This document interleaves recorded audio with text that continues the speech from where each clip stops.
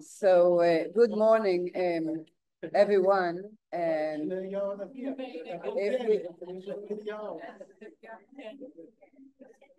we are going back into the next phase of our program. Let me introduce myself. My name is Daniela Smith-Posek, and I'm today the head of the Master's Degree for Urban Design. And let me introduce our members here in the panel. So we have Professor Elzve Bakel, head of the School of Architecture in Bezalel. We have architect Sharon Golan, the founder of Beit Liebling and manager of the research lab. We have Dr. Yoel Siegel, main pivot in the collaboration of Bezalel and the Ministry of Housing and the UN Habitat. We have Naomi Tzur, who is the founder and chair of the Israel Urban Forum and executive chair of the Jerusalem Green Fund. And last but not least, we have Professor Elisa Rosenberg, head of our new landscape architecture studies in Bezalel. So welcome to all of you, and we will start, or I will start with framing our panel, our discussion. So we will be looking at the transition, okay, between the Geddes Plan in Tel Aviv, the panel that has been held last week in Beit Liebling, and we will from there do a sort of a journey into the Jerusalem case and into the Metropolitan case, and all in the context of today, and where are we going to with our, which is Mike has phrased so well, you know, from the neighborhood to the metropolis, from the garden to the urban space. Are we still dealing with cities, or are we dealing with an urban field, which is an integrator of all spaces? Can urban life be in the periphery? Can nature thrive in our cities? So let me start with my first question to relate to, and let's talk a little bit about Tel Aviv, about the Geddes, and about the understandings of last week's. And I would like to start with Sharon, and then of course everyone is welcome to relate afterwards. Thank you, Daniela. So I'm just going to summarize briefly what we did last week. So we had a venue in which we had 4 parts. The first one was an elaboration on the research done for the Tel Aviv municipality for the conservation department by Bezalel and Adi Harnoi about the Geddes plan and about the Geddes gardens. And maybe I'll just give a few anchor points from there. So their research basically revolved around the gardens of Geddes, and they found a few core values in these gardens. The first one was that there's always an anchor point.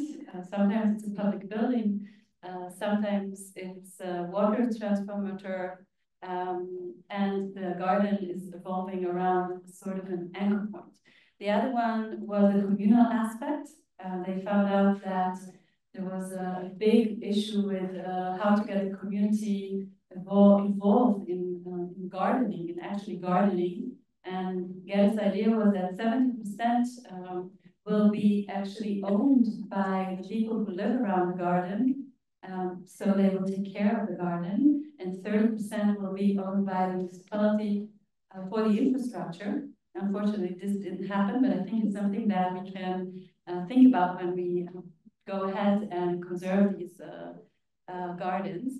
The botanical aspect, of course, the research about the plants that were planted in the gardens, and the architectural aspects of these gardens, for example, pathways, and so forth. The other part of our venue had an immersive experience in the garden itself. So we went to 3 specific gardens in Tel Aviv. The one I went to was Ruth Garden, and it was done by the School of the City, a department in the Liebling Haus, which is dealing with how to teach architecture and landscape. And it was an immersive experience which really dealt with senses. So we were taught how to use our senses when we come into a garden. So we went around to feel the trees and the pavement and so forth, and to smell and to hear, which was very interesting, because I think today also when we deal with gardens, it's really about how to engage people immersively. And studies have shown how much impact it has on our wealth, mental health. So this is something to take into consideration as well. The third part was actual study cases. So one of them, for example, was Ada Zegret, who did research on materiality in those gardens. So for example, she talked about the cobblestone, which is under conservation already, and its impact on the environment. I think it's something that you have to learn a lot about as well, the materiality and conservation of materiality. And there was, for example, another person from Switzerland, Liebling Haus. She talked about commemoration, and she showed actually a Nazi garden in Germany and how to deal with public space and commemoration, which is also an interesting aspect. And then we had Marcel Trüger from Berlin, who talked about what the impact is of bottom-up processes and how we can engage bottom-up processes of the community to be part, have an active part in the making of a garden and also the caretaking of a garden, which I think is also very relevant for today.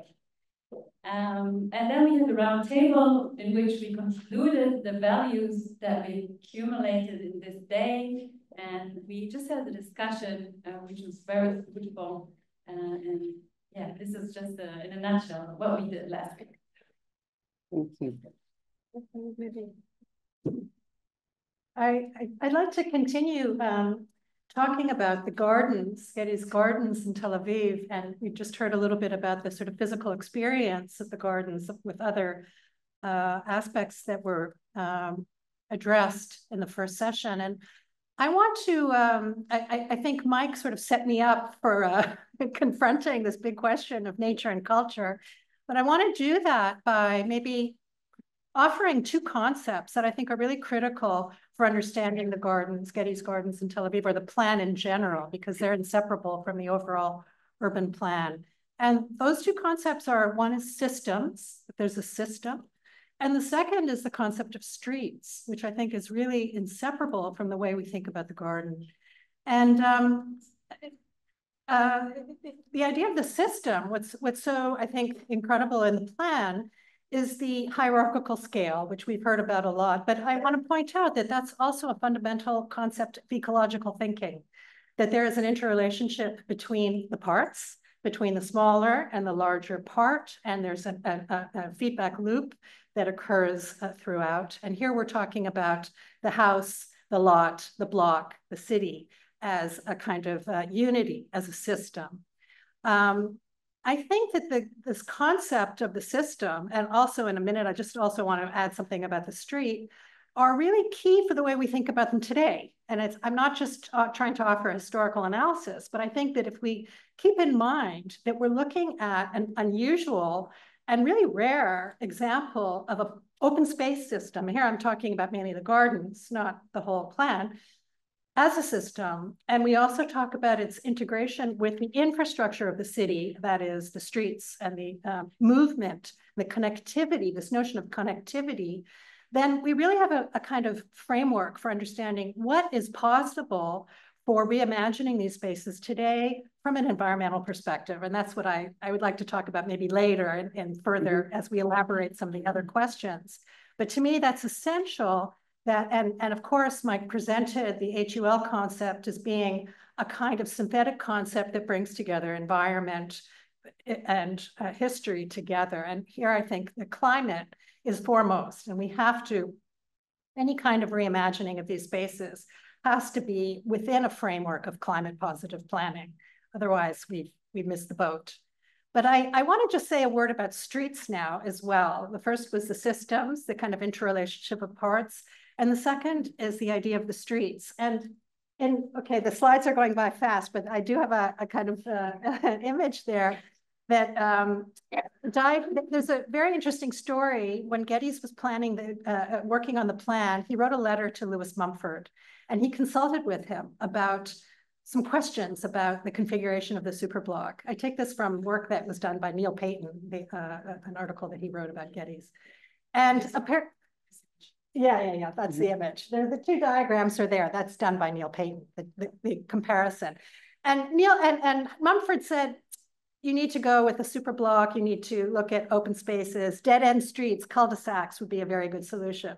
But of course, as we know, Geddes didn't go that route, and he provided us with a grid of interconnected streets. And that's the genius here of the garden city, okay? Because if we look at the history of garden cities, we mostly see dead-end streets or very large superblocks at a different scale. But here we have an urbanity that Geddes was able to create, a kind of urban nature, if we get back to this nature culture thing, that is remarkable, and we hardly find it. And I think we have to understand the component parts and understand the role of streets, blocks, open spaces, gardens that offer intimate places of meeting, as well as the larger spaces of the boulevards and the streets themselves, the homeways that are fronted by gardens that are planted and so on. So they're all part of an open space system.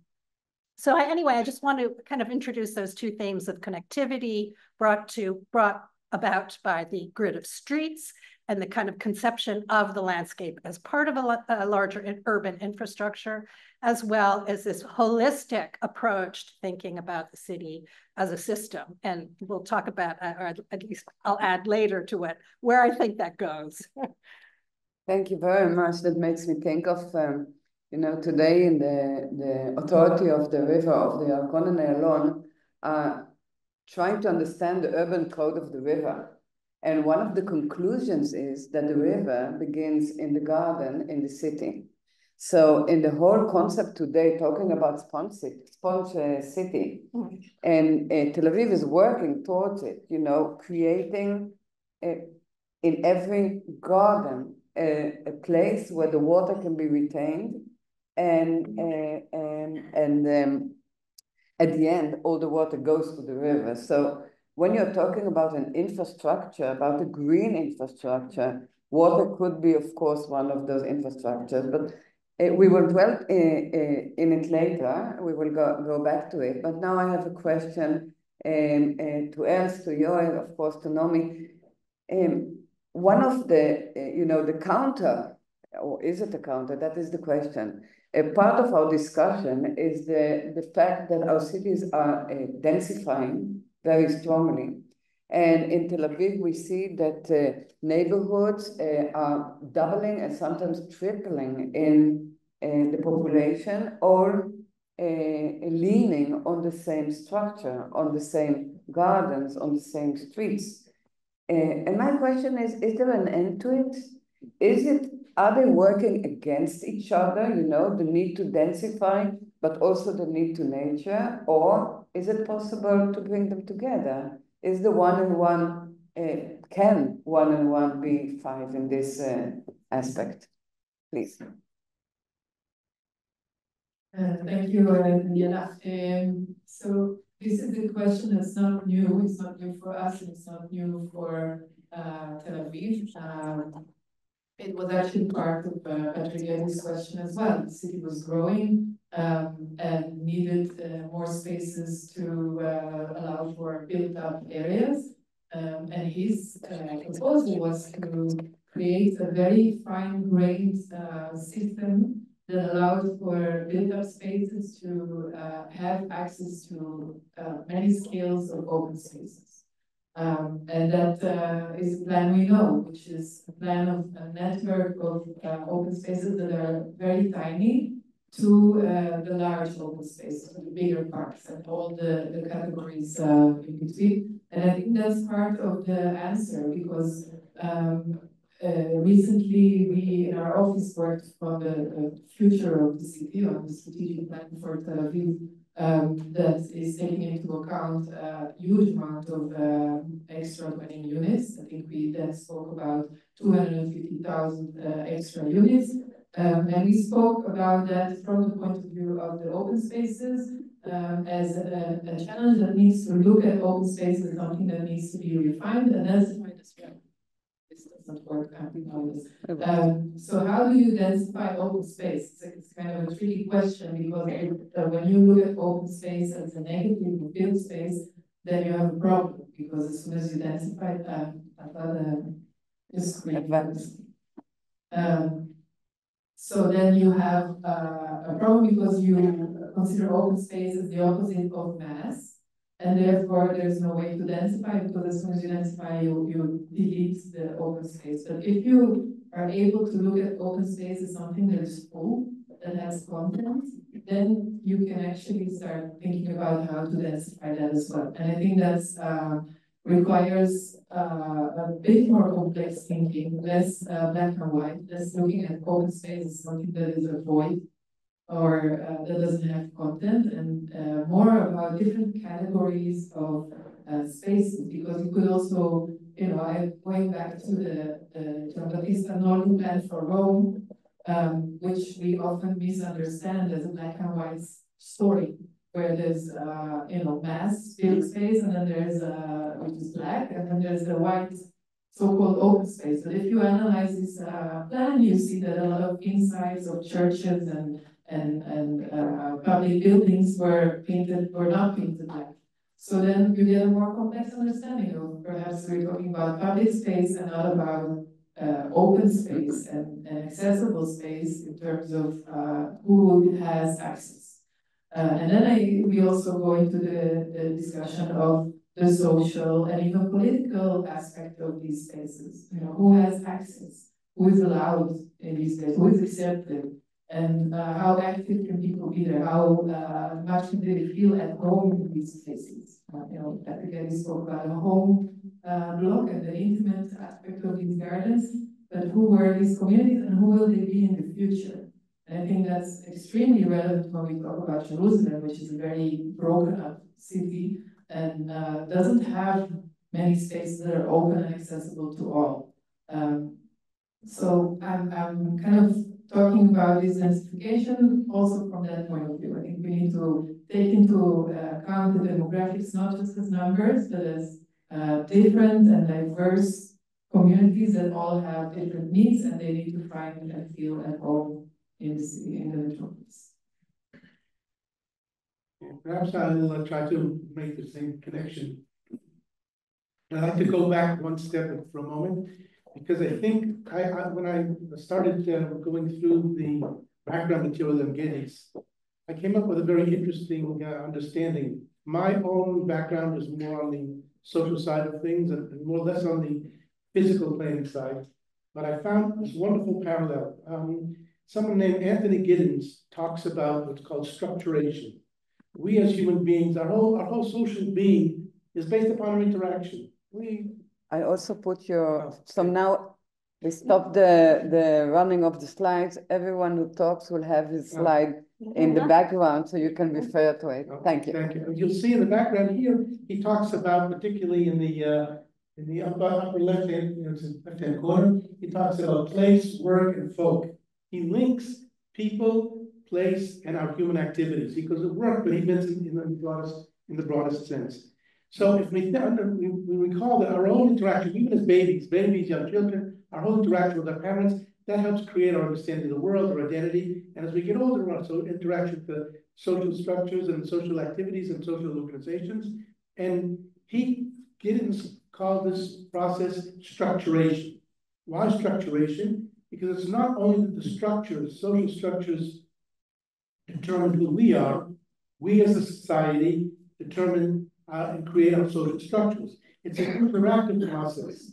So social structures and organization is a function of our activity, and those structures then and their function help us create our identities. And Geddes said something absolutely parallel. He said, I'm going to quote it here, wait a minute, yes. Which I found wonderful because I saw the parallel between the social and the environment, the built environment. It says, the environment acts to function upon the organism, and conversely, the organization acts through function upon the environment. What are the implications for planning? Well, when I thought about this, I said, all of a sudden I realized if you look at these two parallel processes, you have the interaction between people and social structure, between people and our built environment. So we have these two framings of how our structures, physical, determine how we interact with each other, and how we interact with each other then determines how we develop our physical structure. So coming back to your question about densification and the complexity, it's not a simple answer. I mean, there's no yes or no. The question is how we go about doing this. And I think one of the things that Els mentioned just now is the relationship between who can come to our open spaces, who's included, who's excluded. One of the one of the most difficult paradoxes or conflicts is successful densification means everybody's happy, means the houses are built well, there's good connectivity, all of these things are clear, but then the value of land goes up, which automatically excludes certain parts of the population. And then you have different communities, those who want to live together, those who don't want to live together. How do we manage this mosaic of different interactions? So I don't have an answer right now. I have one suggestion, which I'll say a little bit later, which grows out of an understanding of the need for some institutional change, but I'll leave that for you. Okay, well, I'm not an expert on Geddes. I'm somewhat of an expert with a lot of experience in Jerusalem. And I think the case of Jerusalem is so different from Tel Aviv. We go back 3,000 years or more. And Geddes could take a piece of paper and plan a grid of streets. But you can't do that in Jerusalem because you have the heart of the city, and then you have rings around for all the different periods. And these rings go on and on and on. And this comes to the question that you brought up, Daniela. How many rings can we add? How long can we go on suburbanizing and adding additional rings? And when do we meet the open space outside the city and say the city has to stop? And maybe at some point we have to limit the population because we can't continue forever and ever counting housing units. So what happened over time is we have this terrible tension now between the need to add housing units and to densify. But we need our cities, and in the case of my city, Jerusalem, we need it to be a city that people want to live in. People are happy to live in. The secret of good urban living. And for the secret of good urban living, you need those open spaces. You need the parks and you need the gardens. But you need more than that. If you're going to densify, you're going to be in terrible trouble if you take no notice of the open spaces. You're going to have floods. You're going to have the effect of climate change. You're going to have urban heat isles. You're going to make life impossible, and no one's going to want to live there. But in our small country, which is not getting bigger by the day, we can't all have a little house in the country. So we need to make our cities happy places, and more than 90% of us are living in cities. So in the case of Jerusalem, Jerusalem has been a pioneer. I would dare to say even more than Tel Aviv. We invented, in inverted commas, urban nature.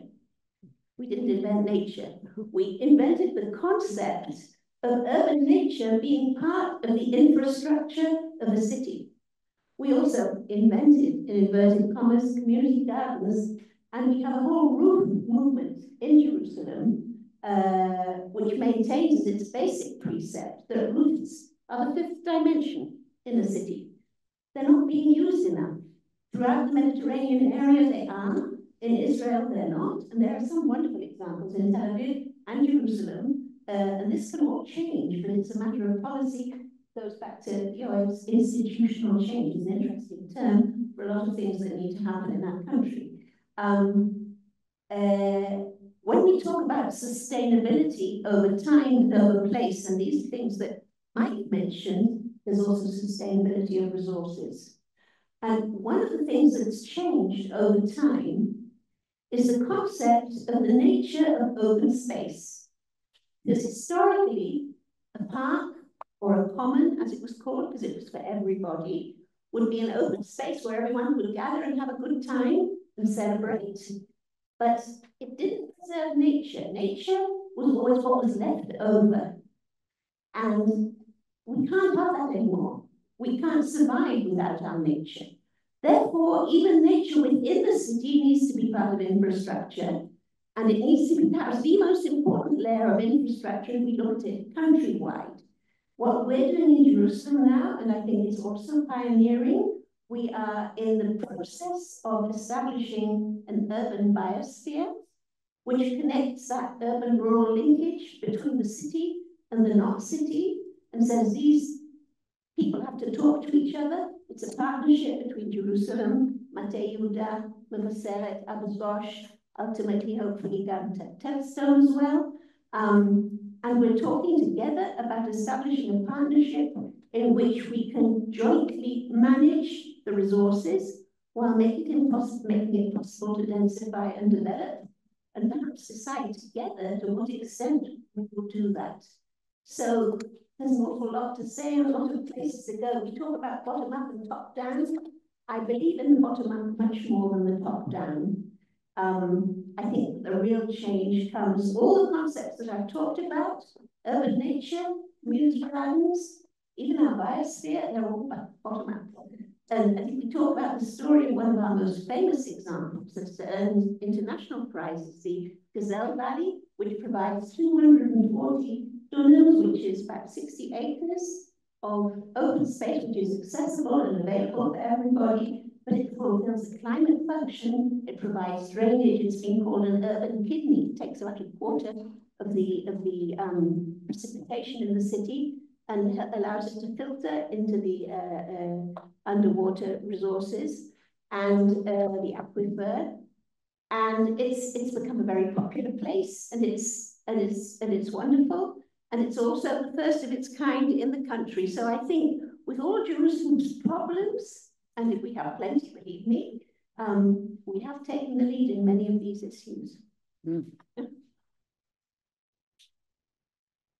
Thank you so much. And well, there are so many interesting things here that brings me to more and more questions. But you know, we are talking today indeed about the challenges that we are dealing with in local, but also in global level, okay? First and foremost, as you have pointed out, is of course the climate change, which brings special challenges to the way we design our cities. And we are, among others, urban designers here. But together with that, we have, of course, the question of the densification that we have touched. And that brings with them, and Mike also showed it in his presentation, a lot of weight on the infrastructures, on our energy, but also on our waste treatments. So we see that the place where the city meets the outside of the city, the not city, so-called, cannot be handled anymore as it is today. And you referred to the fact that Jerusalem cannot, you know, endlessly make more, develop more and more circles. But the whole question of how do you look at the city and the non-city, or the peripheric, as you would like to call it, how do you look as an urban designer on this whole big urban field we're dealing with, not only here, but also elsewhere? So I would like to start again with Els and then hear all of you in that sense. Thank you. Yeah, I think that's the key question of this day. And I think it goes back to Mike Turner's lecture on really challenging all of the terms we are using. You know, sustainability can be looked at in a very flat way and turn into a greenwash approach. But the same counts for the Metropolis. Metropolis is with us for a long time. It's actually an advanced PhD research question. And there are many definitions of what metropolis are or used to be and what they could be today. as we already heard from Mike, and as we saw in the history of the idea of the metropolis, metropolis is not necessarily the model that you described, Nomi, where there's a center and then there's rings developing around it. There are many examples of other kinds of metropolis where we have a bit more complicated situation. And it really depends on where we draw the line, you know, whether there is a border to this field, and whether we can look at it as an archipelago of islands of density, and between these islands, other systems that connect between these islands of density, and they're all part of one system. So perhaps the challenge is to know how to think in a multi-scalar way, and at every scale to know who are the important stakeholders and decision makers that can be influential at that scale. So it's again going to what I said before, to challenge ourselves to think a bit more complex and less black and white, to think in color, and to for example, I'm thinking here this example of Hamburg, who has been working, the city of Hamburg has been working since 2013 on a plan for the city, for the region, really, that is based on blue and green infrastructure, right? So you have already two colors, it's more than just green and non-green. And then to understand that this system is a system that really would work as an infrastructure, meaning that without it, the city doesn't work, right? That's the idea of infrastructure. It's something that you need for things to work. It's a system that serves urban life. So that means that we understand that these green and blue pieces in the city need to work together, and they need to work in favor of everyone that is part of this urban structure, which also means non-humans. Right? So we have already a few new concepts that need to become part of metropolitan thinking, and then we can really start making this work. So the city of Hamburg is working on this system, which is about 40% of its total urban surface that would be green and blue, and some of it would be accessible for humans, and some of it not. So in order to maintain the ecosystem, you also need to keep humans out sometimes, right? So it becomes very interesting. I was in the spring at a conference workshop of the Metropolitan Park Authority in London that was discussing the same idea, that basically the city becomes a metropolitan park. There's no metropolitan park in the city. The city is the park. And then within that, you have certain bodies that need to be protected. So the river has rights, and there are activists that are defending the rights of the river in court. Like literally, there's lawyers that are specializing in the rights of the river in court, and because the river can't speak for itself, they are representing it. And then you get a whole very interesting discussion. It's a very problematic one still, because it's a bit arrogant to say that the river can't speak for itself. And to say, nature is something that needs to be, it's a passive thing that can't speak for itself and needs to be protected. So you still have a little bit of this antagonism, but it's already bringing us to a more complex understanding. And I think Geddes was there, actually. I really think that he was there. He was able to think in complex and in color. And that the Tel Aviv that was actually built is not a Tel Aviv that is really envisioned. There were a lot of ideas that were not executed, and I think we need to keep going with this idea that Geddes also wrote in one of his books, Cities of Urban Evolution, that we need to try to be active citizens and see the ideal city and the actual city more and more as one. That was his idea. So that you look at reality, you look at the vision, and you try to make them become more and more as one. So that also challenges the idea of bottom-up being different from top-down, because the bottom-up is this ideal, this image, right, that you have in your head. And then the bottom-up is what's actually there, perhaps. And then our challenge as citizens of the city is to try and bring them together more. Thank you. So, yeah, so I think in 2050, there is going to be 2.5 billion more people in the world. And for this, we can talk about megalopolis already, no? It's like, it's going to all be connected. And having said that, I think this interconnectivity is really what we have to think about today. We need a sort of systemic approach towards rewilding cities, but to embed them within nature. This is just one example of, I think it's in San Francisco, the Science Museum, where really the roof is just fantastic example of biodiversity that is living there, and also here in the Kal, and you can see a lizard on the left. I just took a walk next to the sand dunes.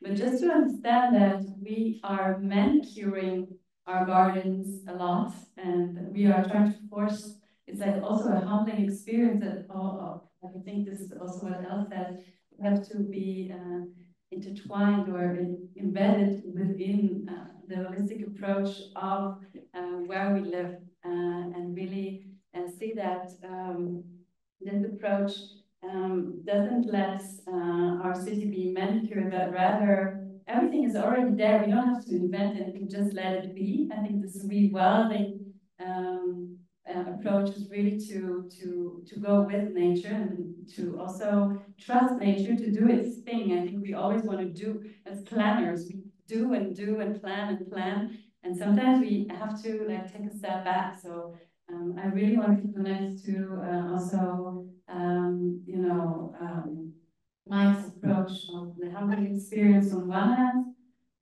but also be like the contemporary idea of how to maybe help with that, and see that we can also use data and the whole maybe data revolution now to perhaps understand, really understand what's going around us, and help nature with data, and that is accumulated to thrive. Thank you. Mm-hmm. I'll join in the whole direction that was already coming together. I think that one of the things that Mike mentioned in his opening remarks was talking about planning the temporal sense. And he said, you know, things are changing so rapidly. He talked about 2007, which was the changing point for the number of people living in urban settings. And also 2007 was the year of the iPhone. 2007 was the year of Facebook. It was the year that led to radical changes in technology, were also 2007. And so when we look at the change and the speed of change, the question is, how do we plan? How do you plan when things are changing so quickly? And I think one of the answers is we have to look not at a plan, but at planning. And when we think about not that we create, the planning doesn't end when you presented a plan. Planning is an ongoing interactive process.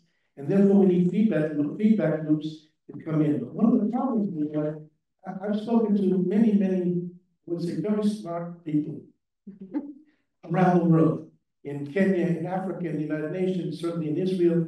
And I asked them, and almost none of the things that we did our research, I said, you know, Mike, we're not saying anything new.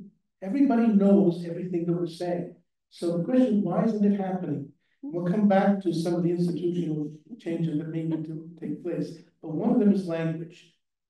And Lisa, when you mentioned last, you know, when we were in Tel Aviv, you talked about naming things and giving names to things. And one of the things I think we need to change is our language.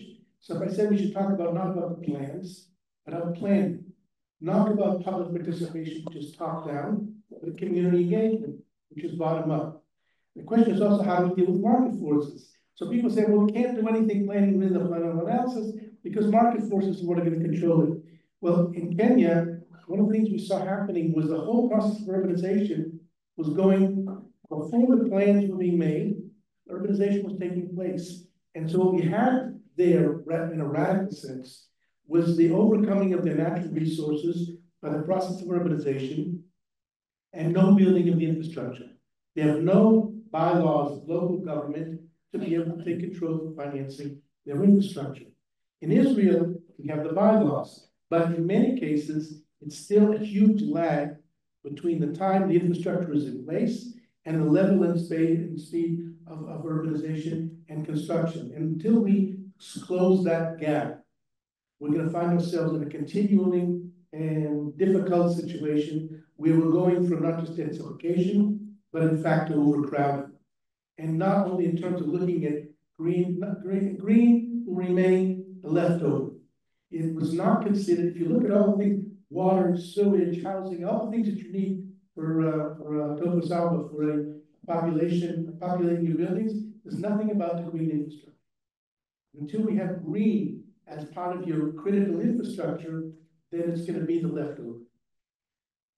I'd like to relate to that regarding Jerusalem. The dissonance between the length of time it sometimes takes for a plan to come to fruition, especially if it's a bad plan, and it gets stuck at all kinds of stages, and the rate at which urban policy develops. Jerusalem now has a climate plan. Jerusalem has a plan for shading in the city. Jerusalem has made a declaration. The mayor says he's the greenest mayor in the world. He's not going to let nature be impinged upon by development. He's made these public declarations. So how is it that I'm in court tomorrow, as a friend of the court, defending 5 acres of the Jerusalem forest? Now, why do I need to defend them? Because in 1985, a plan was put there for 2 educational institutions. They were already forest. In 2004, when Ilan Ramon was orbiting around the Earth, he looked down and said there weren't enough trees in our little country. I was leading the fight to protect the Jerusalem forest. At that point, JNF produced a plan 5999 to put a blue line around the Jerusalem forest. But when they got to this section, they moved the blue line to leave the 2 institutions out, and it was full of trees. But according to JNF, it's not forest. Now the city has a plan where no mature trees should be cut down. We've got climate change. But this plan has reached the point where it's going to happen. So I'm going to be speaking on behalf of those trees and the need for the climate plan to meet with the other plans and all the plans to talk to each other. It's an inter-planning conversation that needs to take place, because usually the plans are in completely different silos, and one can often be in complete contradiction to the other. If I can make another point, the real danger we have now with our city declaring itself green, not going beyond the built perimeter of the city as it is, not adding another ring. So we're going to build up. And we're building up in a way that may not be feasible, viable, attractive for people to come and live in. And there's a terrible fear that we're going to have an unlivable city, even if we protected those outer spaces of the non-city where the city meets them. So, and those of us that have been fighting to protect the rural areas and the urban nature areas in the city, we found ourselves in a very difficult corner. How can we fight against these towers when the argument for them is that they're going to save those spaces? And there are answers, it seems. We can have an urban fabric which can be dense without going up 50 stories everywhere. This is what I'd like our planners to impress upon the institutional changes. Yeah, I think that's, I couldn't agree more. And I'm really happy you gave that example to make it so vivid, because really what I wanted to say is that this dilemma, I mean, it is a dilemma of densification that we're asking at the expense of open space. In some sense, we can't afford anymore not to deal with whether we call it nature, open space, natural systems in the city. We can't afford not to do that. And I would say the river does have a voice. If we look at the flooding that we just saw in Spain and all over the world, it has a very loud voice, and things are, there's no question that we can't sit back and continue business as usual, that we need to begin to rethink these questions of how natural systems are part of our open space systems. And I'll just say one additional sort of maybe expansion on the notion of green infrastructure, because I think it's being used now to put parks in the camp of infrastructure. In other words, to say that they perform a kind of fundamental infrastructural role for the city. But I want to maybe think about it a little bit even more in an engineering sense, to say that we're not necessarily, it's not just conventional parks that we can think about as infrastructure, but we need to rethink the way parks actually operate in the city as engineering systems in and of themselves. And the word green infrastructure has often referred to those biologically based systems, whether it's water retention, stormwater, dealing with stormwater filtration and retention and other kinds of systems that parks, that Danielle already referred to, in sponge cities, that was coined in China and has kind of taken over the thinking.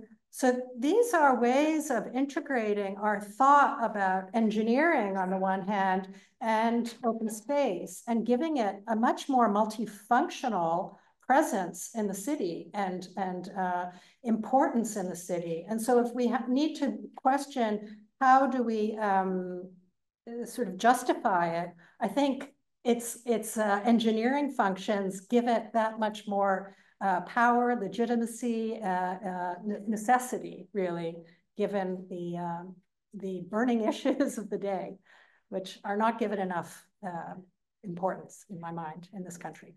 Can I make one more short comment about that? Of course.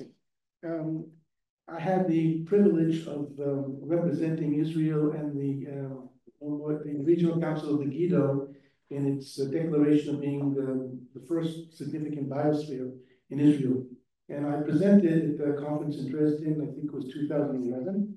And one of the things that happened, exactly what you were saying, Lisa, is that looking not only and saying, okay, we need green because it's aesthetic, we need green because it's pleasant, it's cultural, but looking at the critical role of ecosystem services, that those now have to be given a very, I don't want to say legislative because that makes it too complicated. It has to be given a proper role and understanding that the ecosystem services are not a luxury. They, in fact, are a critical aspect of our lives. So we go from biosphere language is not only about protecting nature and its core zone and the like.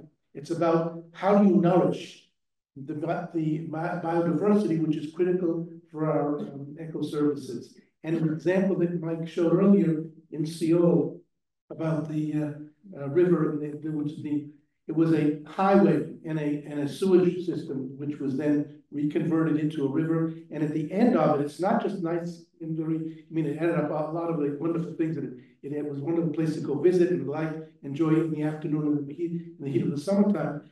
But the whole end of it is a biodiversity area, which is focused on how to augment ecosystem services. So it's looking, and we're saying the rationale for doing it is really very functional. Thank you so much. I want to refer now to some of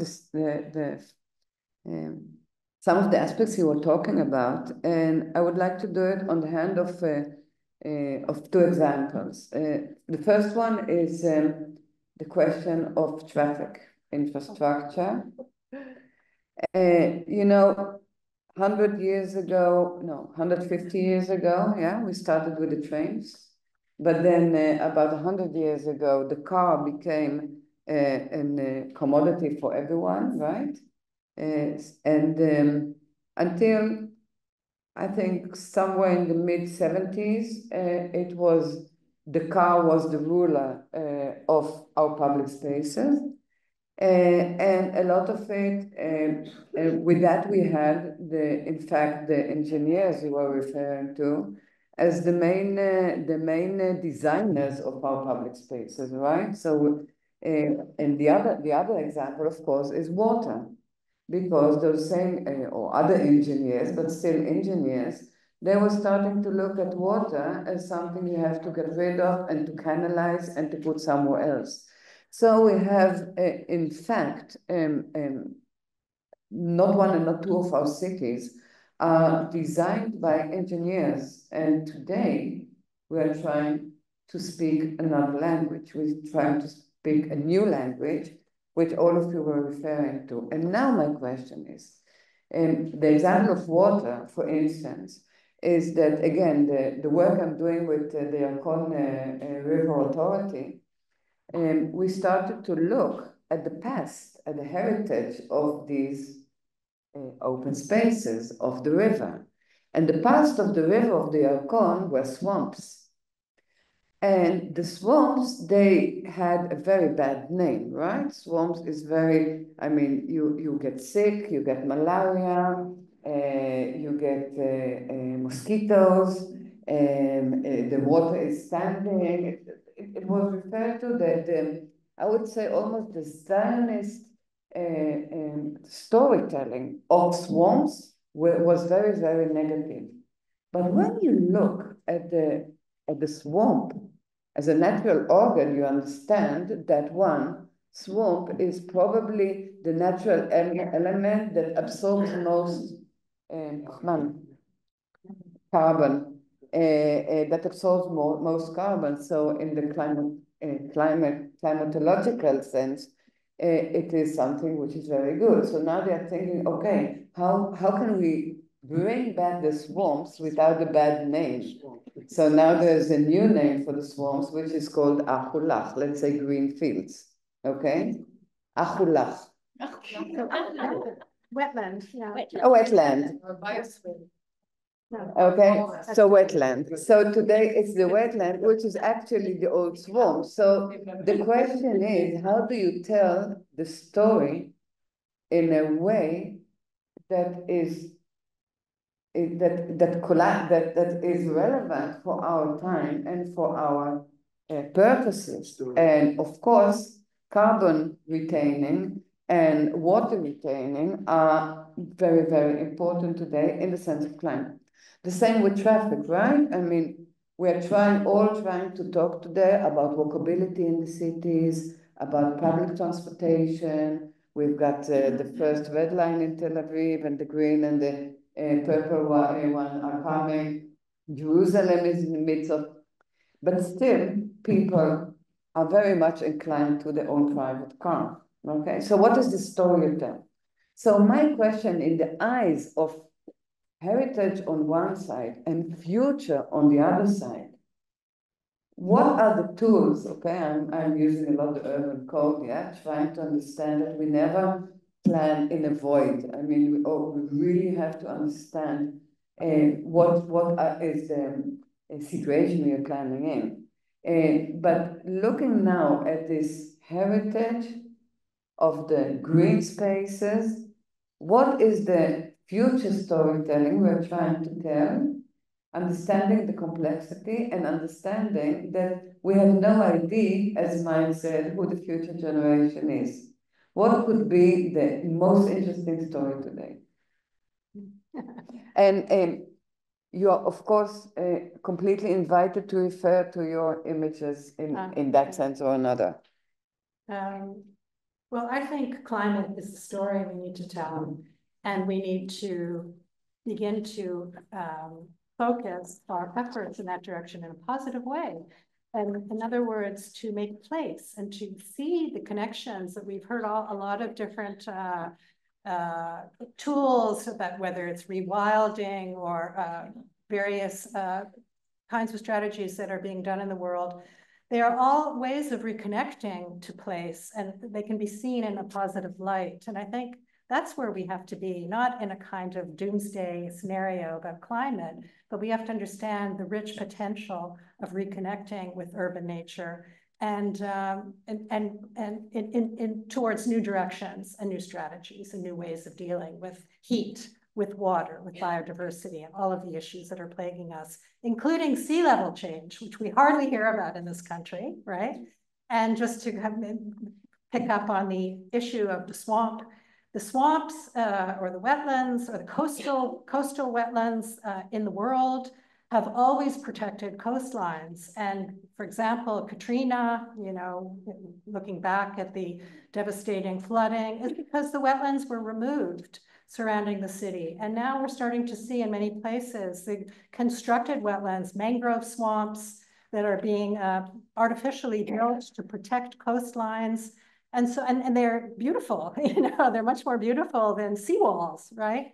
So when we begin to use biological means of vegetation and water to achieve these engineering ends, we can also create places that people can use and not simply engineered channels and walls and preventative structures. It's a very different mind, a big switch in the way we think about strategizing to also create places. And that gets back to this multifunctional theme that I always pound away at of social spaces and engineering come together, right? We don't need to think about them. As you mentioned, the traffic engineering, modernist engineering was about separating the work of designers and engineers, as Daniela pointed out, with highway design, which took over and dominated urban design.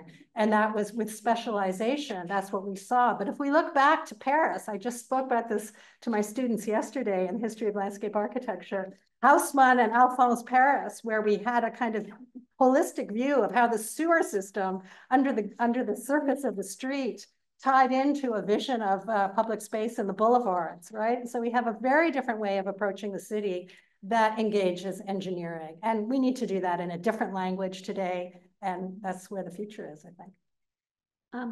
I agree with every word you said, but I just want to remind us how the Yalkon became a swamp.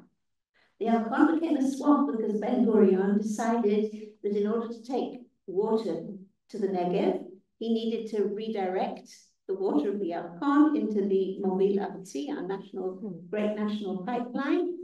And this resulted in the depletion of the Sea of Galilee. This resulted in the drying up of the Jordan River, which then had to be dammed in order to keep the water in the Sea of Galilee, and resulted in a swamp in the Yalkon. Now, when the Yalkon was restored, which was a wonderful project to make it the front yard and not the backyard, actually, if I understand correctly, most of the water brought into the Yalkon was from the sewage purification of Petah Tikva and a couple of other cities. And in order to prove how clean it was, Ron Hulday had himself filmed diving into it to prove that it was clean. There's a lovely film about that story, and I think it's a wonderful process. Like the mayor of Paris. Right, before, that's right. She did Before the Olympics, but yeah. if I talk about the future, the hope for the future, I think the only way we can survive in an urban, in a happy urban way is if we learn to recognize that nature is a layer of infrastructure in itself, including water, including the food that we grow and how we grow it and how it impacts.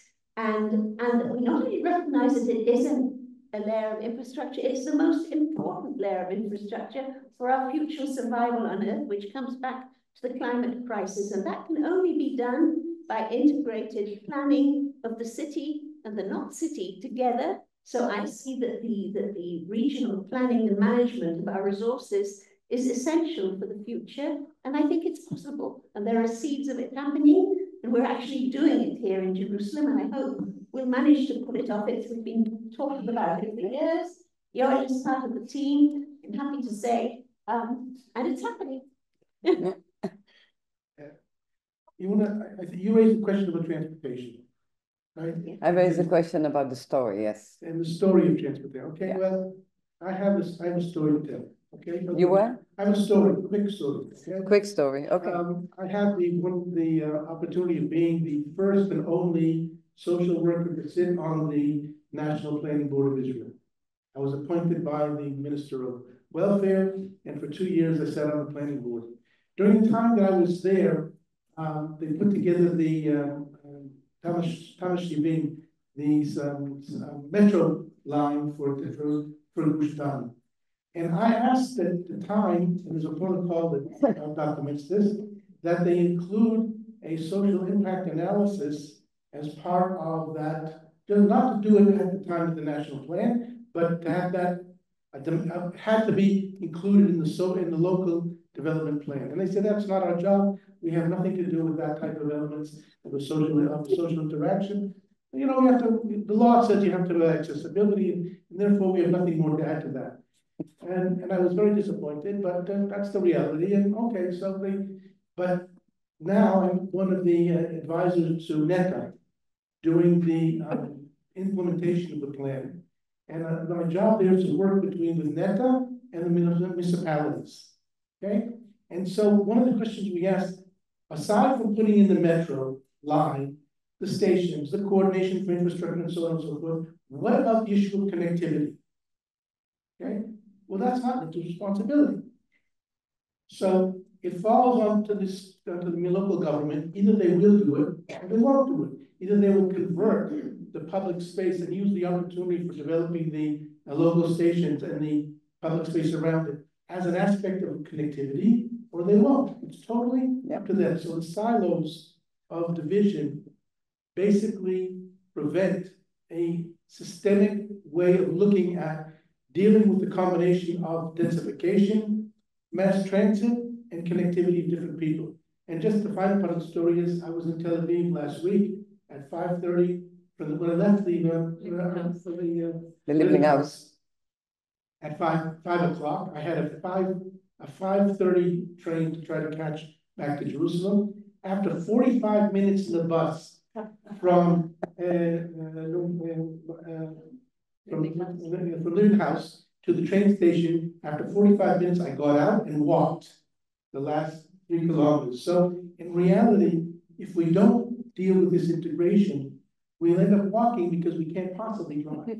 Which is very healthy, but. Just to add, I don't own a car, I've never owned a car. By the way, I don't believe Mike has ever owned a car either. And I would say that Jerusalem is going through a very painful phase from being a city where you can't run your lives without a car to being a city where you really can't effectively get around with a car. And in that painful in-between period, I imagine some of that's going on in Tel Aviv too, with the whole system being set up. It's painful, but many cities go through it and even survive it. So I want to go back to Geddes because I said at the Liebling Haus as well, when you look at this picture, Mike showed it, it's like a totally cool hipster, and I always imagine him sitting in our coffee shop and talking to us. And one thing he said is that the garden city should be there for children in order to understand seasons. No, like he wanted the children to go around the city and like pick an orange from a tree and so forth. And what I want to say in that sense is that I think we have to practice presencing, like to look around and understand the biodiversity and understand the sort of, I don't know, flowers we see or birds we see, and really practice that, because we are so overwhelmed with data that going back to not doing anything, just being, is I think the core of everything. Yeah. Perfect. The sexual experience we have going there, they did an exercise, which was fantastic. So the question of the story, I think that in the end, story is an agenda, and we have the norm agenda, which is very, generic UN language, and we have, sorry, UN. We need to, our challenge as a UN Habitat University is to try and translate these general principles into local contexts, and how are they relevant to our local context. I think that's where we need to focus. We need to have a story that we all believe in so we can work together, because that's right now not working, right? I'm constantly angry at traffic engineers when I'm walking and cycling around cities in Israel. And people who decide how traffic lights are timed, etc., and explain to me why it can't work otherwise, and why things are impossible.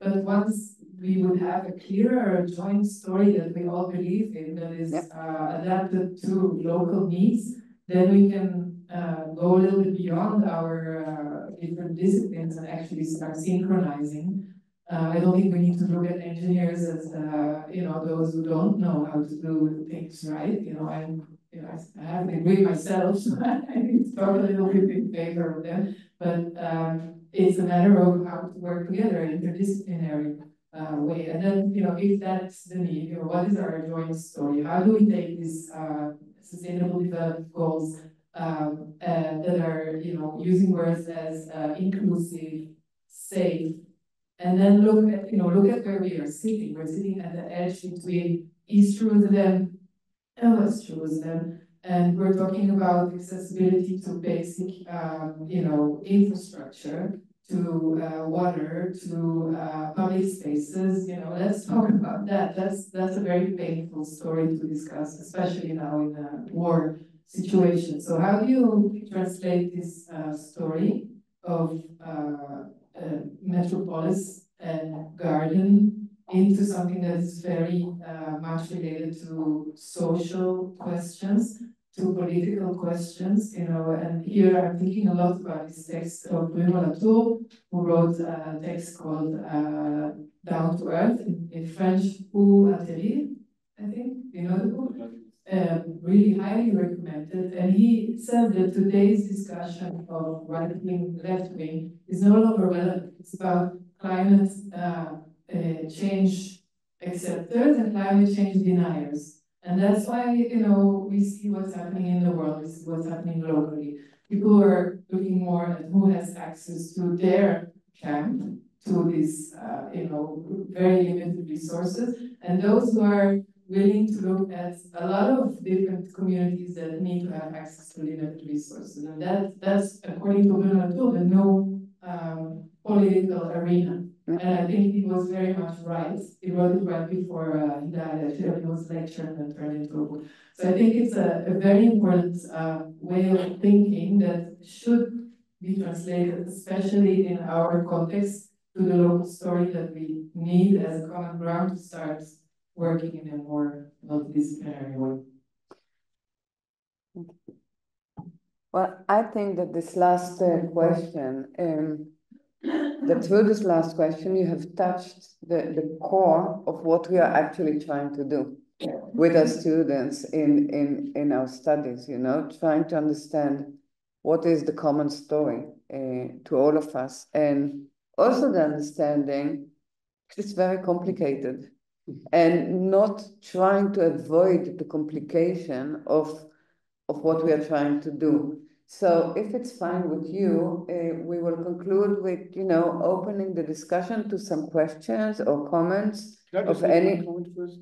Just one short thing. No, not too short. But I just referred to the issue of institutional change.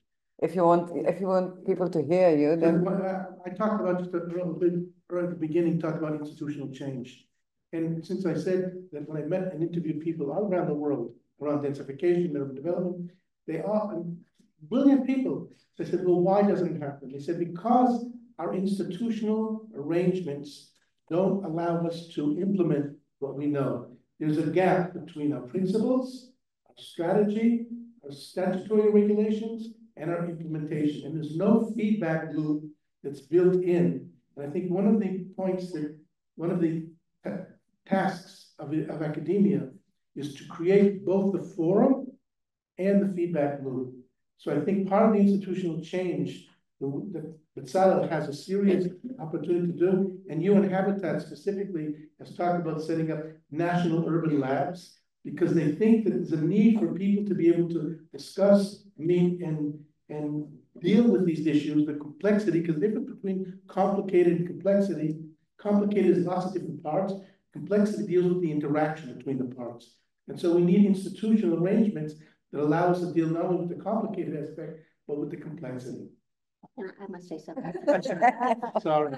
I want to invite everybody. We, Israel Urban Forum, have established a network of organizations whose concern is good urban living.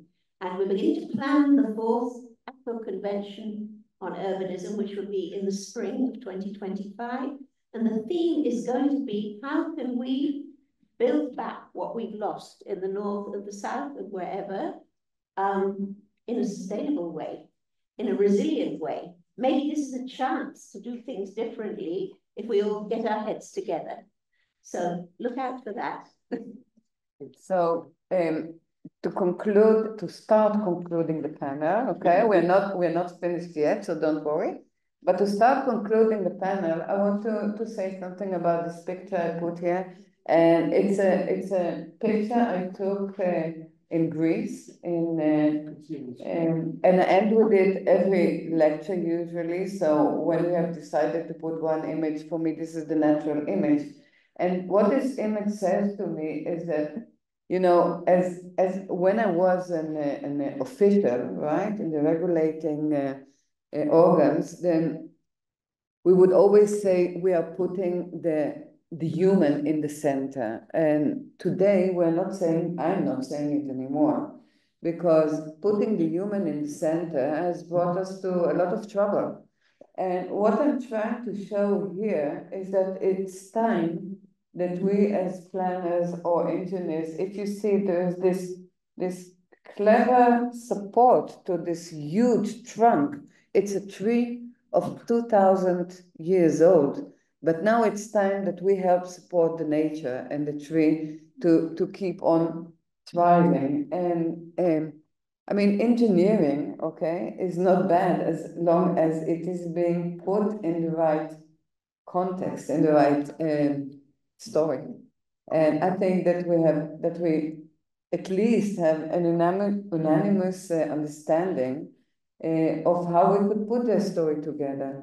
So now I would like to open up to any questions, comments we have. So for our last moments together, just before we go out to a break.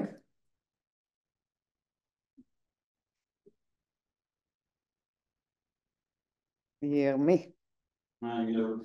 First of all, just a little reaction, it's fascinating discussion. And just a thought or question about the thin boundaries between people and nature, because we speak about different structures, urban structures of whatever, biosphere or urban cities. And I was trying to think to myself about this little boundary between people and nature. I mean, what is the nature of nature? Is it the gardens, trees? What is it? And I thought about the fact that I need to take my daughter every year for a week in the forest, in a tent. So we were sleeping in a plastic, you know, this little 1 millimeter boundary between nature and your tent, and you spend the night smelling the plastic inside. You feel nature, you're not really in nature. And when you're sitting in architecture in your house, you see a tree, or you go to get this, you just cross the street and you are in the gardens, you are in nature. So I think we should, a part of transferring cities to parts, like you were saying in London, that we are the part, like the city is becoming the part, and I think it's a huge change in our approach to cities, and I really admire the idea.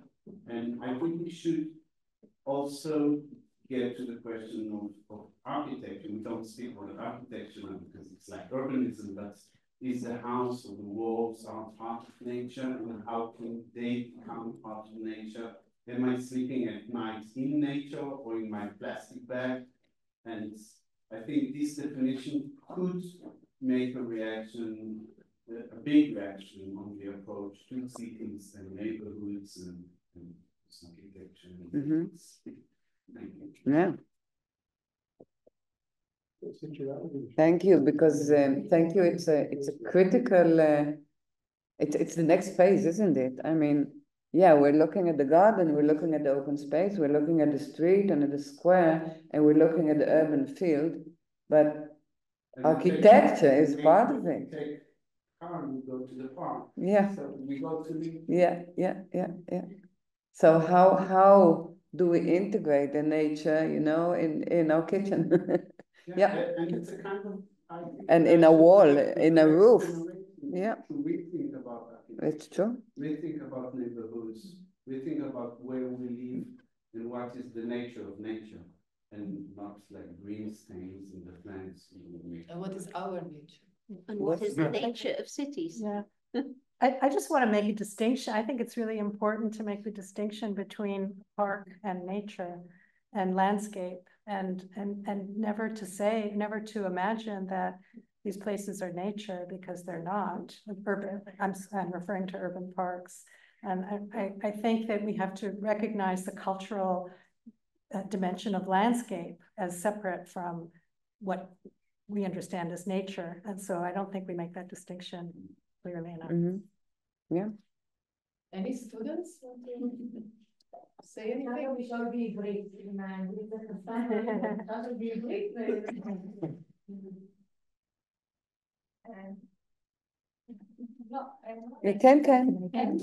כן, יעל. שאלה מאוד פרקטית. אז השיחה פה היא משתלבת מעולה, אבל באמת אם מזכירים יועצי תנועה, אז איפה הם בשיחה? זאת אומרת, איך, לדעתי בשביל בכלל להתחיל לעבוד עם יועצי תנועה, אז הם צריכים להיות חלק מהשיחה שמתרחשת פה, או חלק מארגונים נוספים, ולא כל כך ברור לי איך מגיעים אליהם, כי אני לא רואה, יש פה, סליחה, אני מתנצלת. There are some students who are actually traffic engineers. And water engineers. And we have a מועצה engineer, a council engineer, and yeah. Civil engineer. And civil engineer, Khalil civil engineer. Yeah. And of course, we have people from the regulatory field, like from the district or from the city, from the municipality. Yeah. This is the place where we're trying to get everyone together. And of course, the interior designers and the architects and the dancers and the IT people and the social worker. Traffic engineers, and now they're working as urban planners and urban designers. So that's what we want. That's what we want. It's exactly. Thank you for the question. Great question. We knew the answer. I actually didn't know, but also think about highlights towers, yeah. So one of the problems in Israel, a particular problem, is the protection measures that we take that make, like, planners actually don't really have this kind of, we don't have a good example, because even if we look at the Netherlands or other places in the world that they have huge residential walls that are, there's good examples, but I think that if you put the mamadim inside, or even mamakim, you kind of screw it up. And I think that that's the main issue, because we actually, as planners, we tend to do a very fast work. So maybe to develop a new residential, it's only in the academia world. And we also need, like, to get some Flexibility. Yeah, about the requirements. Yeah. Yes. I want to react to this. Yeah, I thought you would. So the question is really about how we can, we look at examples in other places in the world, but they seem irrelevant when we look at our local context of regulation, especially with now the bomb shelter regulations that are in apartments in different levels. So first of all, we just started a thesis studio in the architecture degree, the 5th year, where some of the students are exactly talking about that, how we can rethink housing typologies in Israel in the current context and with the current regulations, even what should change in regulations, because that's the freedom of the academic thinking. We can actually suggest changes, not necessarily they will happen, but it's worth criticizing. But also I would like to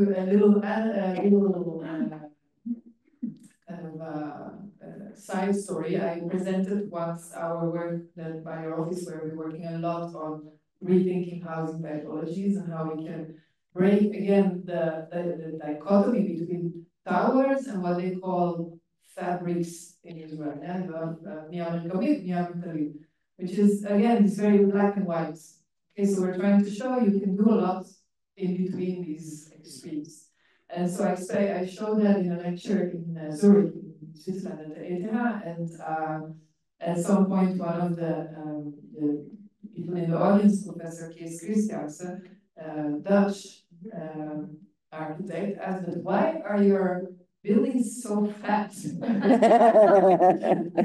Very different, overweight. And then I had to explain. So there are a lot of opportunities within the limitations for all of us to make an extra effort to think beyond the box, literally. And then it just requires extra effort. So, and like you're saying, we don't have much time. We need to make fast decisions. The population keeps growing. We need to do a lot of pressure, and then it's our task to make that extra time and extra effort to think creatively. That's why we're here.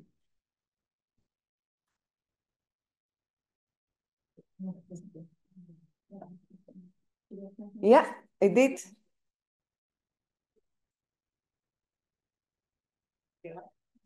So to relate to Daniela's very popular image of trees in the center, nature in the center, humans, and what do we do to support them, to sustain them, and then else your point of imagine the city was the part of the nature, and then everything else relates to it and represent the rivers, the trees. There is this movement of rewilding, and that is really talking about conservation of nature. And there is shamanic cultures that actually defy lands in the Amazon and bring them back to the Uniqueens, to the people, so they know how to conserve and take really good care of them. And there's a lot to learn, because until now we talked mostly about conservation of buildings, conservation of culture, identity that relates to the urban built area. But I think there is also identity, culture, conservation, community, connection, social life of nature that I think needs to get all the icons and all the system thinking and everything to totally integrate it. Is anybody researching that? You. Okay. No, seriously. Is it? Yeah. How does it relate to my neighborhood? That's my question. Okay. Anyone? I don't know if it relates, but I've been thinking as we're all talking,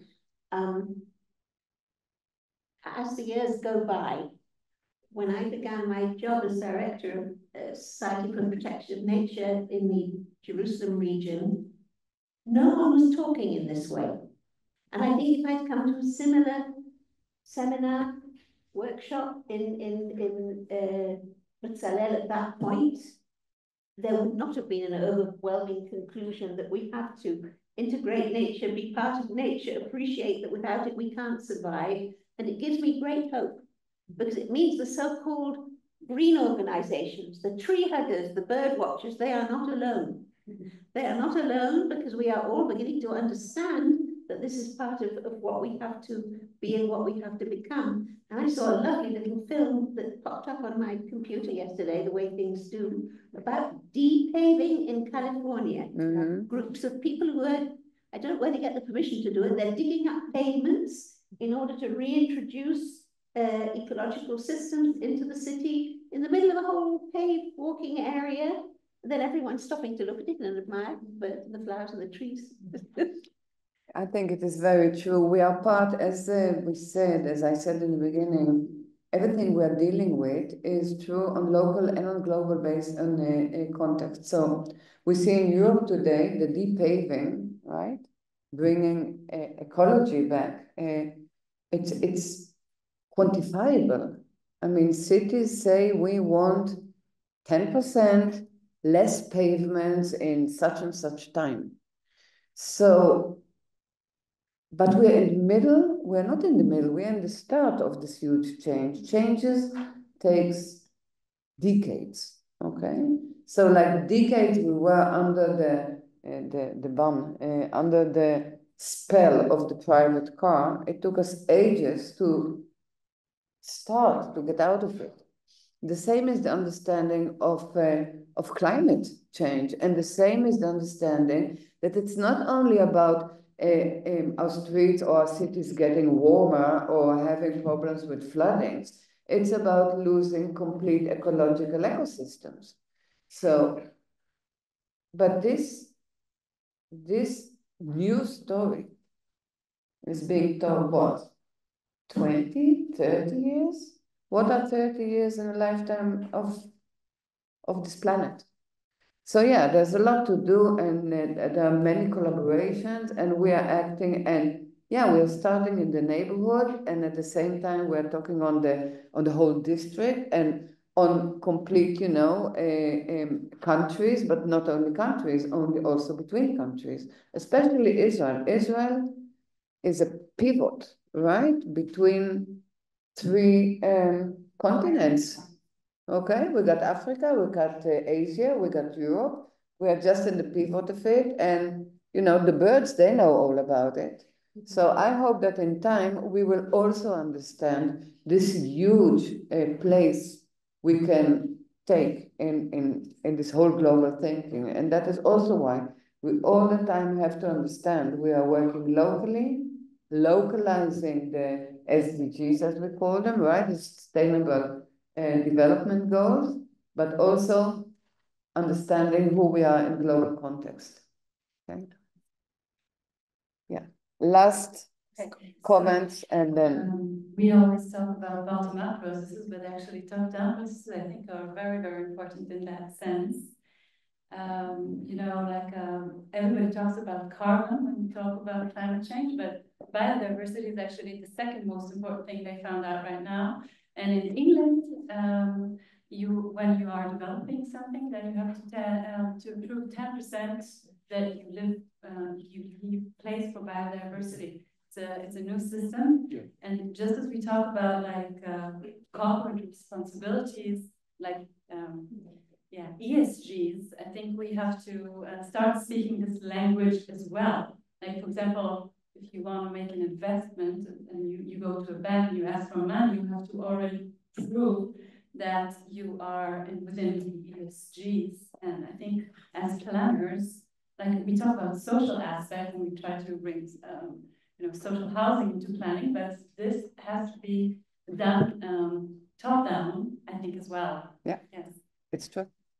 Okay, so I am going to thank you all panel members and you as an audience, and we will conclude with that, go to our break, and I'm giving it back to Adva, right? Who is our moderator. Yes, thank you. So just before leaving the room for break, lunch break, again, I want to say thank you very much for this super high level, very relevant, very hands down discussion. I think this session, you know, and I just talked about it, this session should be taught. This session should be watched and taught by our students and really kind of work with the materials brought to the table. So I really want to thank you for that. And I want to thank for really your deep presence and attention of the audience today. Like, this is something we've done a few conferences here in my time here in the past few years. This is an extraordinary audience. So I want to thank you for that, really. Right before we move to lunch break, in this afternoon, starting at 2 p.m., we will have our afternoon session in the form of workshop. I just want to say, first of all, everyone is welcome. Doesn't matter if you're a student, or practitioner, planner, you know, someone who's here always or never been here before. Everyone is welcome, because what we're going to do is we're going to try to sit down at the same table, people from different backgrounds, different disciplines, and start maybe unpacking the maybe the current, I would say, garden city elements in contemporary plans in the metropolis. Of course, it will be only a sample. We won't be, we won't be covering everything, but we will start to see what happens when people from different disciplines sit at the table and try to look at policy documents from different perspectives and analyze them together and come up with, critical points together. It's going to be hands-on. I hope it's going to be interesting for you. It's going to be a collaboration with the second year lab in studio in the urban design master program. And I really hope you will enjoy it. So just so you know that after the workshop, we'll have the concluding session and the evening keynote. So there's more to this day. Stay tuned, stay with us. Thank you so much for this. Enjoy your lunch break, and we'll meet here at 2 p.m. in this room. Thanks.